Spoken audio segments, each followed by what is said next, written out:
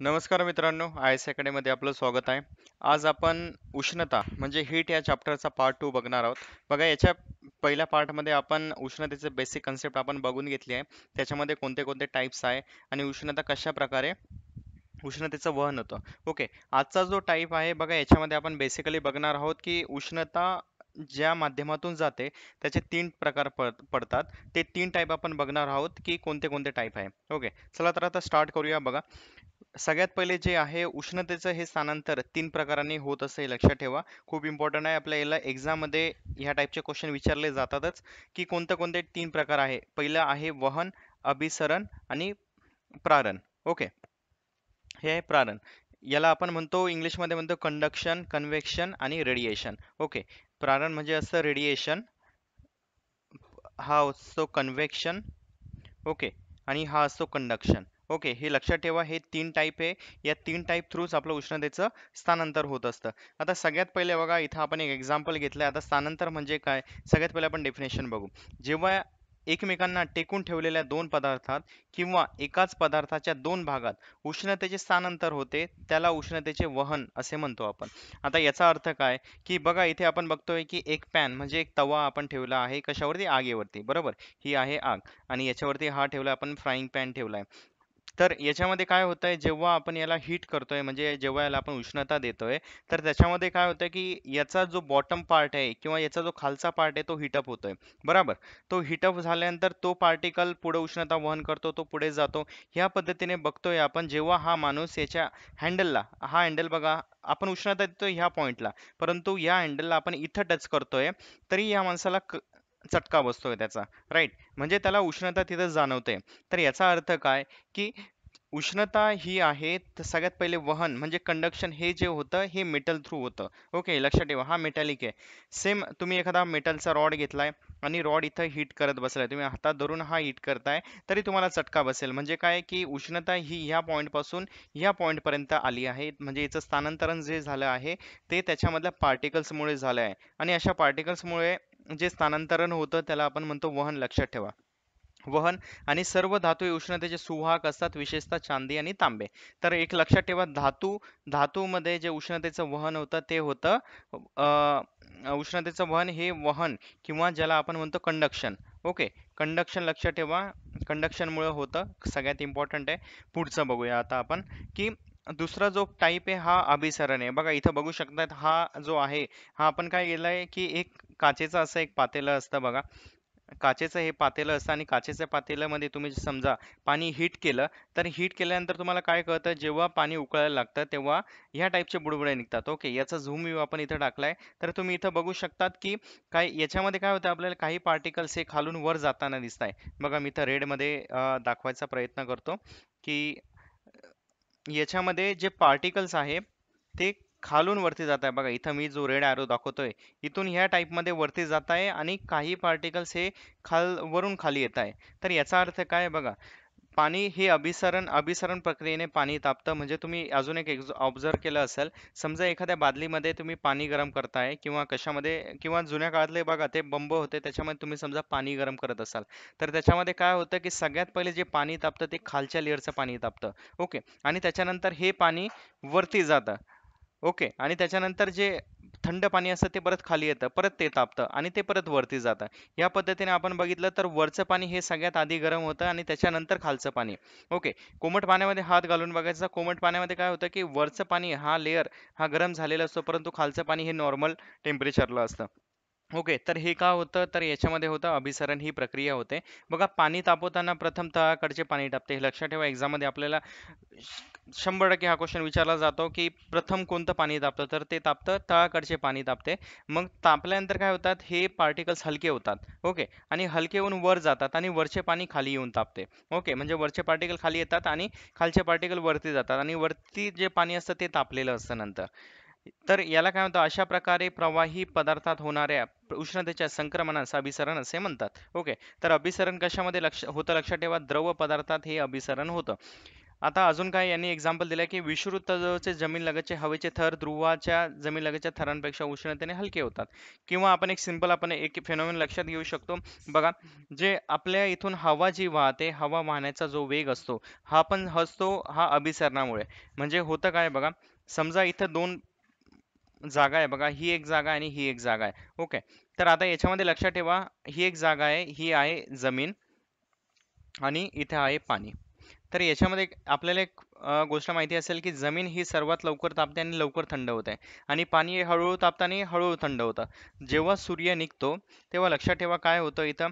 आता मी इथं तुम्हाला रफली ड्रॉ करून दाखवतो. बघा, सूर्य असा इथे वरती असेल, इथं आहे आपली जमीन आणि इथं आहे पाणी. तर इथं काय होणार की सूर्य आल्यानंतर ही जमीन तापायला लागणार. ओके, तापल्यामुळे काय होणार की टेम्परेचर वाढणार इथलं, आणि इथलं तापमान वाढल्यामुळे इथलं प्रेशर कमी होणार.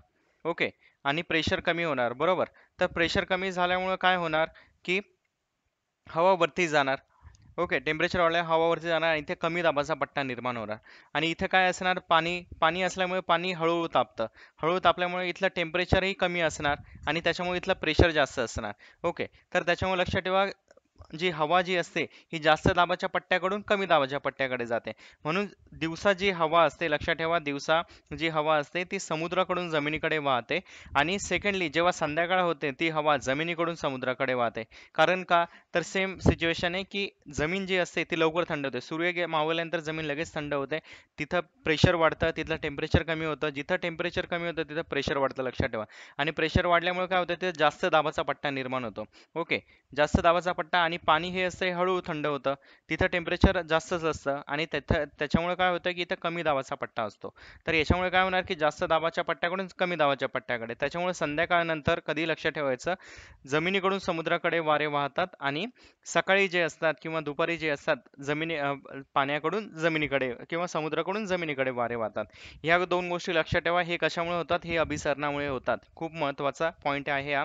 आता वायू हे उष्णतेचे दुर्वाहक आहे, हे लक्षात ठेवा. पाणी आणि वायू किंवा हवा हे दोन्हीही उष्णतेचे दुर्वाहक आहे, सुवाहक नाही आहे. हे लक्षात ठेवा, खूप इम्पॉर्टंट पॉईंट आहे. आणि त्याच्यामुळे हे पाणी हे वायू हे उष्णतेचे दुर्वाहक असल्याने त्यामध्ये होणारे उष्णतेचे संक्रमण हे सर्वसाधारणपणे अभिसरणाने होते. लक्षात ठेवा, पाण्यामध्ये जे काही हिटेज पाण्यामध्ये जे काही उष्णतेचं वहन होतं ते होतं अभिसरण या क्रियेमुळे.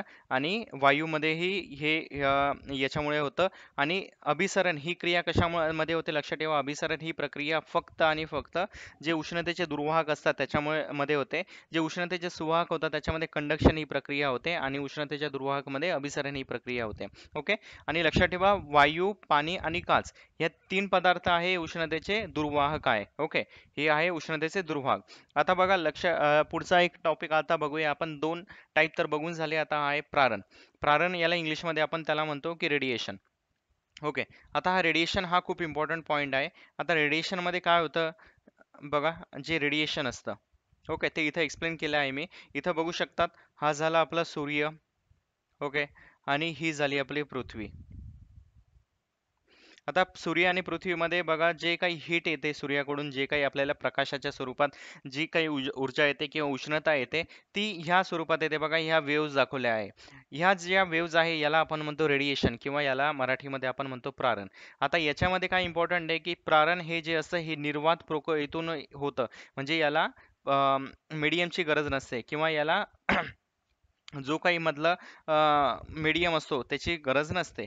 सेकंडली इम्पॉर्टंट काय आहे की याचं व्हॅक्यूम मधून किंवा निर्वातमधूनही याचं ट्रान्सफर होत असतं किंवा याचं प्रसारण होत असतं. ओके, हे खूप इम्पॉर्टंट पॉईंट आहे. आता बघा, इथे काय सांगितले, वहन आणि अभिसरणाखेरीज एक उष्णतेचा संक्रमणाचा एक प्रकार आहे. सूर्य हा पृथ्वीपासून दूर अंतरावर असून अवकाशात हवा नसताना देखील आपल्याला सूर्यापासून उष्णता मिळते, बरोबर. तर त्याच्यामुळे काय आहे की ही जी उष्णता असते ही प्रारणामुळे आपल्याला भेटते किंवा रेडिएशनमुळे आपल्याला भेटते. विद्युत चुंबकीय तरंगाच्या स्वरूपात आणि द्रव्य माध्यमाच्या शिवाय होणाऱ्या उष्णतेच्या स्थानांतरास प्रारण असं म्हणतात. लक्षात ठेवा, विद्युत चुंबकीय तरंग असतात हे जे आहे हे असतात विद्युत चुंबकीय तरंग, याला इलेक्ट्रोमॅग्नेटिक वेव्हज असं म्हणतो इंग्लिशमध्ये. आणि द्रव्य माध्यम किंवा याच्यामध्ये मीडियम नसतं किंवा माध्यम नसतं. ओके, म्हणजे तिथं व्हॅक्यूम आहे किंवा तिथं निर्वात पोकळी आहे, त्याच्या थ्रूही हे जाऊ शकतं. हे लक्षात ठेवा, खूप इम्पॉर्टंट पॉइंट आहे हा. आणि विद्युत चुंबकीय तरंगाचा वेग हा प्रकाशाच्या वेगा इतकाच असतो. त्याच्यामुळे उष्णता स्थानांतराचा सर्वाधिक गतिमान प्रकार आहे. ओके. आता बघा, अजून प्रारणाचा एक्झाम्पल काय किंवा रेडिएशनचा एक्झाम्पल काय? बघा, हे मुलं इथे शेकोटी इथे पेटवली आणि हे इथून ते एन्जॉय करताय, बरोबर. तर ह्या दोघांमध्ये कोणताही मीडियम नाही. आपण एक काय बघितलं की हवा किंवा वायू असू द्या, हा काय उष्णतेचा दुर्वाहक आहे. म्हणजे याच्यातून उष्णता वाहून नेली जात नाही, तरी आपल्याला कशी काय हीट फील होते, म्हणजे यांना कसं काय गरम होत आहे. तर याचं आन्सर आहे ते आहे रेडिएशन किंवा प्रारण. ओके. प्रारण, की याच्यातून जी काही हीट आहे ती प्रारणाच्या स्वरूपात त्यांना भेटते आहे. जेणेकरून उष्णता इथं कोणतं मीडियमही नसतं तरी त्यांना ती हीट भेटली असते. ओके. हा खूप इम्पॉर्टंट पॉईंट आहे. इथं आपल्याला दिलंय की शेकोटीचं एक्झाम्पल दिलंय. सेकंड दिले, थंडीच्या दिवसात गडद रंगाचे कपडे घालतो. याचं रिझन काय आहे की त्यांच्यावर पडणाऱ्या प्रारित उष्माचा बराचसा भाग ते कपडे शोषून घेतात. बघा, गडद रंगाचे कपडे असतात ते मॅक्सिमम जी काही उष्णता असते ते शोषून घेतात. आणि व्हाईट कपडे जे असतात किंवा ज्याला आपण पांढरे कपडे म्हणतो, ते काय करतात, ती जी उष्णता असते ती परावर्तित करतात. त्याच्यामुळे आपण उन्हाळ्यात काय करतो, व्हाईट कपडे घालतो, जेणेकरून जी उष्णता असते ती आपण शोषून न घेता ती बाहेर टाकतो. ओके. पुढचं आहे की प्रारणात बाहेर पडणाऱ्या उष्णतेला प्रारित उष्मा किंवा रेडियंट हीट असं म्हणतात. प्रारणात संक्रमित झालेल्या उष्णतेच्या शोषणाचे प्रमाण त्याच्या पदार्थाच्या रंगावरती अवलंबून असतं.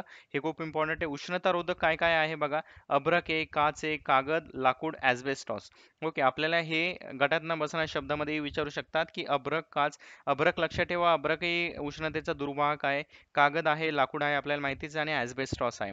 ओके. हे पदार्थ उष्णता विरोधक आहे, हे लक्षात ठेवा.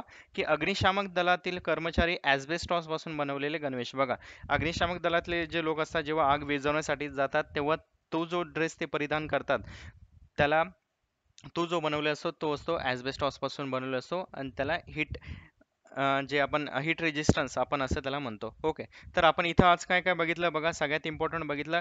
3 टाईपचे जे काही उष्णतेचं संक्रमण व्हायचं, पहिलं आहे वहन, दुसरं आहे अभिसरण, ओके, आणि थर्ड आहे प्रारण. आता हे लक्षात ठेवा की वहन आणि अभिसरण या दोघांना माध्यमांची गरज असते. ओके. माध्यमांची गरज असते, लक्षात ठेवा, माध्यमांची गरज असते, आणि प्रारणला माध्यमाची गरज नसते. हा खूप इम्पॉर्टंट पॉईंट आहे. त्याच्यानंतर वहन होताना कशामध्ये होतो? वहन होताना हा जे उष्णतेचे सुवाहक आहे, सुवाहक आहे म्हणजे मेटल्स किंवा ज्याला तुम्ही धातू म्हणू शकता, त्याच्यामधूनच होतं. तर अभिसरण हे जे आहे, हे कशामधून होतं? हे होतं उष्णतेचे दुर्वाहक आहे. जसं काय पाणी आपण बघितलं, 3 उष्णतेचे दुर्वाहक आपण इम्पॉर्टंट बघितले. एक आहे पाणी. लक्षात ठेवा, पाणी पाणी उकळतं म्हणून ते पाणी उष्णतेचं सुवाहक आहे असं नाही, तर पाणी हे उष्णतेचं दुर्वाहक आहे. दुसरं झालं वायू किंवा हवा, हे उष्णतेचं दुर्वाहक आहे. आणि काच हे उष्णतेचे दुर्वाहक आहे, लक्षात ठेवा. आणि अभिसरण ही क्रिया ही उष्णतेच्या दुर्वाहकामध्येच होते, उष्णतेच्या सुवाहकामध्ये होत नाही. आणि थर्ड काय बघितलं, प्रारण. जी काही सूर्यापासून आपल्याकडे हीट येते ती प्रारणाच्या स्वरूपात येते किंवा रेडियंट हीटच्या स्वरूपात येते. आणि प्रारण हे जे असतं, हे वेगवेगळ्या कलरमध्ये आपण शोषून घेऊ शकतो. जसं बघितलं आपण, थंडीमध्ये आपण गडद कपडे घालतो किंवा उन्हाळ्यामध्ये आपण व्हाईट कपडे घालतो. याचा उपयोग काय आहे, ह्या गोष्टी आपण बघितल्या आहे. ओके. तर मित्रांनो बघा, ह्या पद्धतीने आपण जी काही इम्पॉर्टंट थिअरीज होती किंवा इम्पॉर्टंट पॉईंट्स होते, उष्णता